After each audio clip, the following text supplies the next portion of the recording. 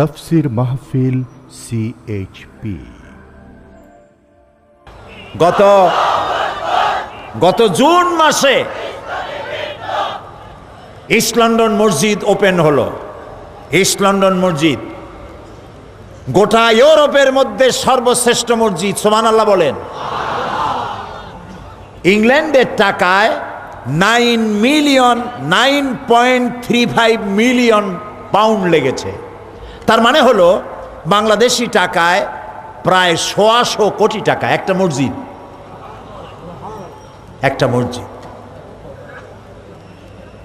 এবং বাকি ঝুঁকি যা আছে সব কিছু মিলাই টিলে প্রায় 150 কোটি টাকা পর্যন্ত খরচ হয়েছে।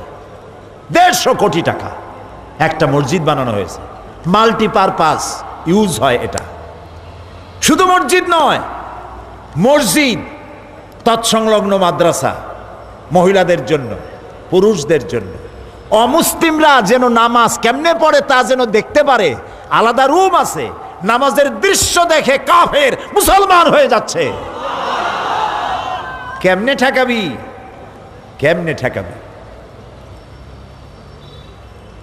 প্রত্যেক রবিবার সেখানকার মসজিদের খতিব ইমাম খ্রিস্টানদের নিয়ে বসেন, আলাদা রুম আছে। সেখানে যুবক যুবতী খ্রিস্টানরা আসে, তাদেরকে ইসলাম ব্ল্যাকবোর্ডে, কম্পিউটারে, ল্যাপটপে ইসলাম বোঝানো হয়। প্রত্যেক সপ্তাহে 2 জোড়া 5 জোড়া খ্রিস্টান মুসলমান হয়ে যাচ্ছে। এই মসজিদ উদ্বোধনের জন্য কাবা শরীফের ইমাম ফজিলতুল শেখ আব্দুর রহমান আস-সুদাইস, আল্লাহ তাকে অনেক হায়াত দান করুন। কি তেলাওয়াত করে, সুবহানাল্লাহ, কলজা কেড়ে নিয়ে যায়। তেলাওয়াত কারে বলে? এজন্য আমি বলি, যাদের পয়সা আছে হস্ত করবেনি। রমজান মাসে মাঝে মধ্যে ওমরা করতে যাইয়েন। কি এর সিঙ্গাপুর, হংকং, ব্যাংকক, কুককুক এইসব জায়গায় না গিয়া ওমরা করতে যান রমজানে। আল্লাহর নবী বলেছেন, রমজান মুবারকি যে ব্যক্তি ওমরা করলো সেজন্য আমার সাথে হজ আদায় করলো। নামাজের ভিতরে কি কান্নাকাটি! মক্কা মদিনায় রোজায় না, রমজান মাসে না গেলে বোঝা যাবে না। ইমাম তেলাওয়াত করতে থাকে, মানুষ ফোপায় ফোপায় কাঁদতে থাকে, মনে হয় কোরআন নাজিল হচ্ছে আকাশ থেকে। শেখ আব্দুর রহমান আস-সুদাইস, তাকে দাওয়াত দেওয়া হলো গ্র্যান্ড ওপেনের জন্য। আর বাংলাদেশ থেকে তারা আমার মতো একজন ভাঙ্গা ছেঁড়া লোককে দাওয়াত দিল। জুমার নামাজ পড়াবেন কাবা শরীফের ইমাম। তার আগে আমি বক্তব্য রাখলাম, কাবা শরীফের ইমাম সাহেব বক্তব্য রাখলেন। মসজিদে মেইন হলে 10,000 লোক একসাথে নামাজ পড়তে পারে। গোটা ইউরোপে এত বড় মসজিদ আর নাই। কাবার ইমামের পিছনে নামাজ পড়ার জন্য অন্তত 25,000 লোক উপস্থিত হয়ে গেছে। লন্ডনের ইতিহাসে এত বড় জামাত লন্ডন শহর জীবনে দেখে নাই।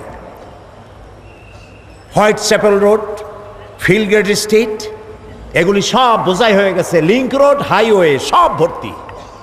এখন সামনে আর জায়গা নাই, ডানে বামে পিছনে আর জায়গা নাই। কাবা শরীফের ইমাম মেম্বরে বসা। তখন কাবা শরীফের ইস্ট লন্ডন মসজিদের ইমাম সাহেব বলছেন তাকে যে, আপনার পিছনে নামাজ পড়ার জন্য বহু দূর দারাজ থেকে লোকেরা এসছে। তারা ডানে বামে পিছনে যা জায়গা ছিল সব শেষ, রাস্তাঘাট ভর্তি, ট্রাফিক জ্যাম হয়ে গিয়েছে। এখন এই লোকগুলি যাবে কোথায়? তারা তো এখন অন্য মসজিদে গিয়ে নামাজও পড়তে পারবে না। কাবা শরীফের ইমাম বললেন, লা ইউকাল্লিফুল্লাহু নাফসান ইল্লা উসাহা। আল্লাহ এমন কোনো আইনই করেন নাই যা কোনো মানুষের জন্য সহজ নয়, বরং কঠিন। এরকম কোনো আইন নাই আল্লাহ। সুবহানাল্লাহ। এটা তো মাসালা। ইমামের পেছনে ডানে বামে দাঁড়াতে হবে, সামনে দাঁড়ানো যাবে না। কিন্তু ডানে বামে পিছনে যদি কোনো জায়গায় না থাকে, এমন অবস্থা যদি হয়, তাহলে দাঁড়ায় দাঁড়ায় তামসা দেখার চাইতে ইমামের সামনে দাঁড়ায় নামাজ আদায় করবে, নামাজ হয়ে যাবে। সুবহানাল্লাহ। আমি তো দেখতে পারিনি, আমি তো ভিতরে, পরে ভিডিও দিয়ে দেখেছি। আমাদের অত্যন্ত স্নেহাস্পদ আলহাজ সাইফুল্লাহ মানসুর, CSP স্পন্দন অডিও ভিজুয়ালের MD, তিনি এখানে গিয়েছেন, এগুলি সব রেকর্ড করেছেন। সেখানে দেখলাম কাগজ বিছায়া বিছায়া চতুর্দিকে মেয়ে লোক পুরুষ লোক, কি বিশাল জামাত। আজান হচ্ছে মসজিদের বাইরে, যেখানে আজান দেওয়া বন্ধ। একদিকে আমাদের মারতেছে মৌলবাদ, ঠেঙ্গাবে, মৌলবাদ শেষ করে বেলাবে, মুসলমানেরা সন্ত্রাসী মৌলবাদ। আর এইখানে লন্ডনের কলিজার উপরে দাঁড়ায়া সেইখানে আজান হচ্ছে, আশহাদু আন্না মুহাম্মাদার রাসূলুল্লাহ। আল্লামা ইকবাল বলেছেন, মগরিব কি ওয়াদিयों में गूंजी अदा हमारी, थम थना था किसी से सैल रवा हमारा। প্রাচ্য এবং প্রতীচ্যের পাহাড়ে পর্বতে, ইথারে সমুদ্রের ঢেউয়ে আমার আজানের আওয়াজ ছড়িয়ে পড়বে বিশ্বের সর্বত্র। কে আছিস ঠেকাবি আমার আজান? কেউ ঠেকাতে পারবে না ইনশাআল্লাহ। বলেন ইনশাআল্লাহ। লন্ডনে সিলেটের লোকেরা বেশি, প্রায় 10 লক্ষ সিলেটি লন্ডনে আছে। তাদের কলিজা উজাড় করে পয়সা দিয়েছে এই মসজিদে, আলহামদুলিল্লাহ বলে। আমি যখন ইস্ট লন্ডন মসজিদের জন্য সাহায্য চেয়েছি, মেয়ে লোকেরা গলার হার, নাকের ফুল, কানের দুল, হাতের বড় বড় বালা সব পাঠিয়ে দিয়েছে জান্নাতে যাওয়ার জন্য। লক্ষ লক্ষ টাকা, কোটি কোটি টাকা উঠেছে মসজিদের জন্য। প্রিয় ভাই সব, তাদের জন্য আমরা দোয়া করব। লন্ডনে, আমেরিকায় আমাদের যে সব ভাইরা আছে মুসলমানেরা, আল্লাহ যেন তাদের ঈমান আরো বাড়ায় দেন, আরো বেশি করে মসজিদ মাদ্রাসা করার তৌফিক যেন তাদের আল্লাহ দান করেন। ইসলাম এমন একটা বিষয়, এদিকে ডুববে, এদিকে কেউ ডুবাই দিবে, ওদিক দিয়ে জাগবে, ওদিকে ডুবাই দেবে, এদিক দিয়ে জাগবে। একেবারে ডুবাইতে পারবা না, পারবা না। কবি বলেছেন, সতীজা কা রহা হ্যায় असल से तायम रोज, चरागे मुस्तफा भी से शरारे बुलहबीस। আরমান কাল থেকে আবু জাহেলের গোষ্ঠীরা চেয়েছে ইসলামকে ফু দিয়ে নিবাই দিবে। 1000 মাইল বেগে প্রবাহিত ঘূর্ণিঝড়ের মধ্য দিয়ে আল্লাহ তাআলা মুহাম্মদ সাল্লাল্লাহু আলাইহি ওয়াসাল্লামের চেরাগকে টিম টিম করে জ্বালায় রাখছে, কিয়ামত পর্যন্ত জ্বলবে। যারা মৌলবাদ, ইসলাম এ দেখলেই মৌলবাদ আর সাম্প্রদায়িকতার রোগে ভোগেন। সাম্প্রদায়িক শক্তি দেশ গিলে বেলাইলো, সরকার সাম্প্রদায়িক শক্তি নিয়ে দেশটা রেখাই বেলাইলো। এইরকম জ্বালার পোড়া কলজায় যত হইছে, মুতু বেগাইজি কুল, জ্বলিয়া পুড়িয়া মরো, জ্বলিয়া পুড়িয়া অবশ্য হও। এখানে কোরআনের কথা লোকেরা শুনবেই, একদিন কোরআনের আইন চালু হবেই, ঠেকাইতে পারবে না। সুতরাং এই কোরআনের এই কথাগুলো আল্লাহ তাআলা গোটা পৃথিবীর মধ্যে ছড়িয়ে দেওয়ার ব্যবস্থা করেছেন। আল্লাহ রাব্বুল আলামিন যারা নাকি এই কোরআনের আইনের সঙ্গে বিরোধিতা করে, তাদের সম্পর্কে বলেছেন, ইন্নাল্লাযীনা কাফারু বিআয়াতিল্লাহি লাহুম আযাবুন শাদীদুন ওয়াল্লাহু আজিজুন ইন্তিকাম। নিঃসন্দেহে যারা আল্লাহর আয়াতসমূহকে অস্বীকার করে, আর তাদের জন্য রয়েছে কঠিন শাস্তি। আর আল্লাহ হচ্ছেন প্রতিশোধ গ্রহণকারী। তিনি যদি প্রতিশোধ নিতে চান, আল্লাহর আযাব থেকে কেউ কাউকে বাঁচাইতে পারে না। তবে আল্লাহ ধরেন খুব ধীরে ধীরে। আল্লাহ তো ওই রকম বদমেজাজি না। সুবহানাল্লাহ বলেন, জোরে বলেন সুবহানাল্লাহ। আল্লাহর কত দয়া, কত দয়া। আল্লাহর যদি দয়া না থাকতো, মায়া না থাকতো, এই সবগুলি স্বৈরাচারকে ফেরাউন আর নমরুদের দশা একদিনই করে দিতেন। আল্লাহ পাক বলেন, ওয়ায়ামুদ্দুহুম ফি তুগয়ানিহিম ইয়ামাহুন, আমি মানুষকে, স্বৈরাচারদেরকে ঢিল দেই, আচ্ছা দেখি কদ্দূর পারো, কদ্দূর পারো।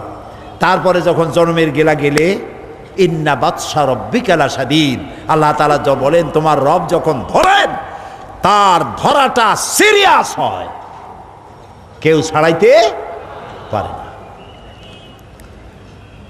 ঈমান আনতে হবে সকল কিতাবের প্রতি, তবে অনুসরণ করতে হবে কোরআনের প্রতি।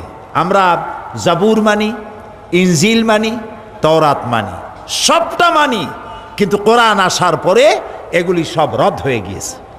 কথা বুঝতে পেরেছেন?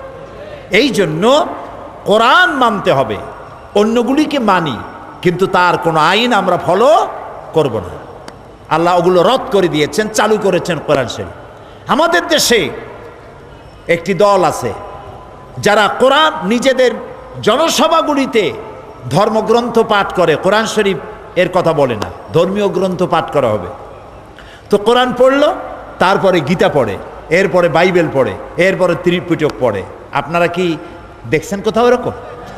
দেখছেন? এদিকেও পড়ে।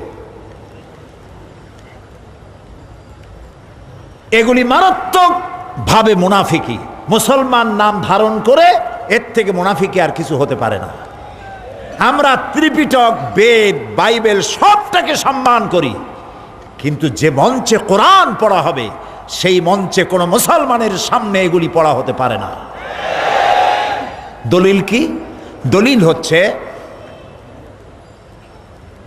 হযরত ওমর রাদিয়াল্লাহু তাআলা আনহু নবী করিম সাল্লাল্লাহু আলাইহি সাল্লামের সামনে বলতেছিলেন, হে আল্লাহর রাসূল, আমার কাছে একটি তাওরাতের পাতা পেয়েছি, আমি একটু পড়ে শোনাই।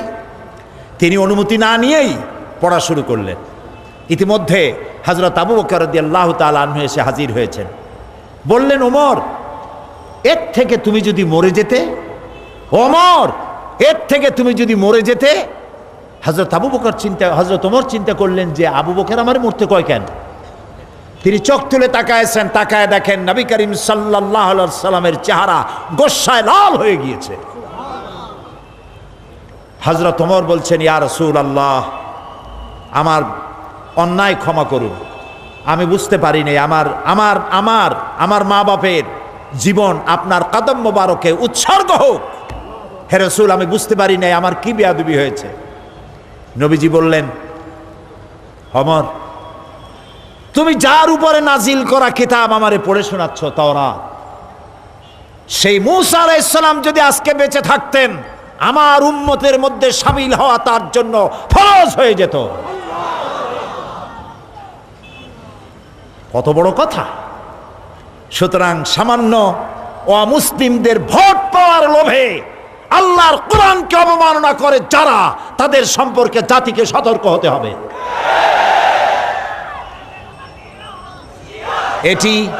এটি কোরআনের সম্মান নয়, এটা ধর্মগ্রন্থের প্রতি সম্মান নয়।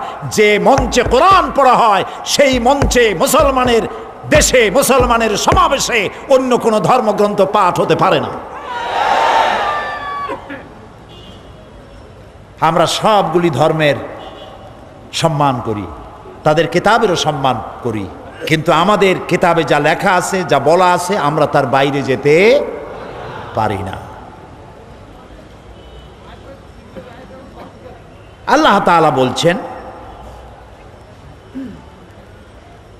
ফাল্লাযীনা আমানু বিহি ওয়া'আজ্জারূহু ওয়া নাসারূহু ওয়াত্তাবাউন নূরাল্লাযী উনজিলা মা'আহু উলাইকা হুমুল মুফলিহুন। অতএব যারা নবীর প্রতি ঈমান এনেছে এবং যারা তার সাহায্য সহায়তা করেছে এবং তার সঙ্গে অবতীর্ণ নূরের আনুগত্য যারা করেছে, তারাই কল্যাণপ্রাপ্ত। এক কথায় কোরআনের অনুকরণ যারা করে তারাই কল্যাণপ্রাপ্ত। সুবহানাল্লাহ বলে, এর বাইরে কোনো কল্যাণ নাই। প্রিয় ভাই সব, আল্লাহ রাব্বুল আলামিন যে কোরআন আমাদের জন্য নাজিল করেছেন সেই কোরআন বিশুদ্ধ। এই কোরআনের মধ্যে কোনো ভুল নাই। সুবহানাল্লাহ বলে, আল্লাহ তাআলা বলছেন, ইন্না আলাইনা জামআহু ওয়া কুরআনা ফাইযা ক্বারানাহু ফাত্তাবি' কুরআনা সুম্মা ইন্না আলাইনা বায়ানা। একে সংগ্রহ করা এবং পড়িয়ে দেওয়া আমার দায়িত্ব। কে বলছেন? আল্লাহ তাআলা। নবী ব্যস্ত হবেন না, পেরেশান হবেন না। একে সংগ্রহ করিয়ে দাও। বিক্ষিপ্ত অবস্থা আছে কোরআন শরীফ, কাজে আপনার চিন্তা নাই, এগুলিকে জমা করে দেওয়ার মালিক আমি। এগুলি সংগ্রহ করে দেওয়া, পড়িয়ে দেওয়া, মুখস্থ করে দেওয়া এবং বুঝায় দেওয়া, সবটার মালিক আমি আল্লাহ তাআলা। সুবহানাল্লাহ। কোরআন শরীফ রসুলকে কে বুঝাইছেন? আল্লাহ তাআলা নিজেই। রাসূলুল্লাহ চিন্তা করতেন ভুলে যাই নাকি? আল্লাহ রাব্বুল আলামিন বলেন, সানুকরিউকা ফালা তানসা ইল্লা মা শাআল্লাহ। আমি আপনাকে এমন ভাবে পড়াবো যে আপনি তা ভুলতে পারবেন না। অবশ্য কোনো কথা যদি আল্লাহ ভুলাতে চান সেটা স্বতন্ত্র, তবে কোরআন আপনি ভুলতে পারবেন না, আমি আপনার কলজিয়ার মধ্যে গাইতে দেব। সুবহানাল্লাহ। কোরআনে কারীমের হেফাজতের জন্য আল্লাহ রাব্বুল আলামিন বলেছেন, ইন্না নাহনু নাযালনা যিকরা ওয়া ইন্না লাহু লাহাফিজুন। কোরআন নাজিল করেছি আমি আল্লাহ, আর এর সংরক্ষণ আমি আল্লাহ নিজেই করব, আমি নিজেই হেফাজত করব। সুতরাং চিন্তা করার কোনো কারণ নাই।